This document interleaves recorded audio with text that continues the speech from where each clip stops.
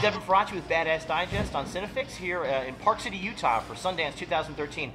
Today I have Alexandra Pelosi and Governor Jim McGreevey for the documentary Fall to Grace.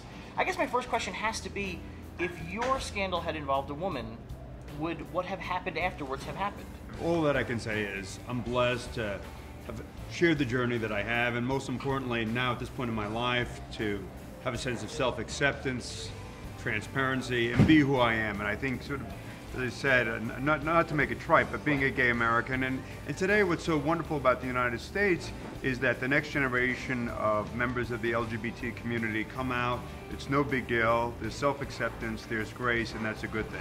Alexandra, when you decided to make the documentary, was it the work that he was doing with women in the prisons, was that the main thing that caught your interest? Was it the whole story of his, I guess, redemption, if you will? Right, his complicated life was so intriguing. I think it's important for people to realize that a lot of people make mistakes, but Jim's point throughout the film is we shouldn't be defined by the mistakes that we've made in our lives. We all deserve to be forgiven, and we should do something with our mistakes and turn them into some good. And there are a lot of public scandals, but rarely does somebody take their worst moment and turn it around and use it to help other people. Right. And that's what Jim has done, and that's why I think it's so inspirational. Well, it's interesting you talk about addiction, because as a person who's worked in the highest levels of government, this is all fall out of the war on drugs. And is there a way, do you feel like with your experience, a way to solve that, to sort of turn it around so that people who are addicts aren't being marginalized, thrown off to the side of society, and then imprisoned because of that marginalization? I think this is one of the great policy issues, and Alexandra's film brings a lot of that to light. So if 70% of the women are addicts, if they were diabetics, we would be treating them. They happen to be addicts, but yet only 11% of addicts in this country behind bars get treated.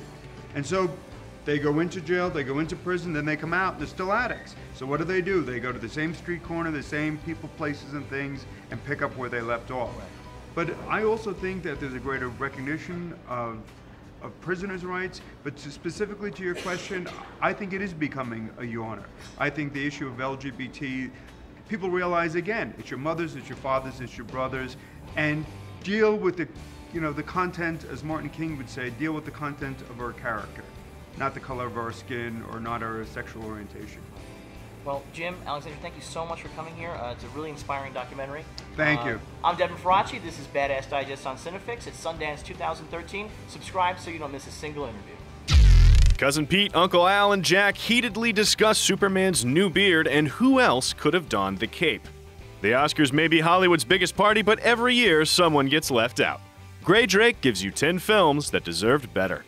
Fandango's Dave Karger drops by as Ben makes his Oscar predictions and dishes on Jay-Z's composing for The Great Gatsby.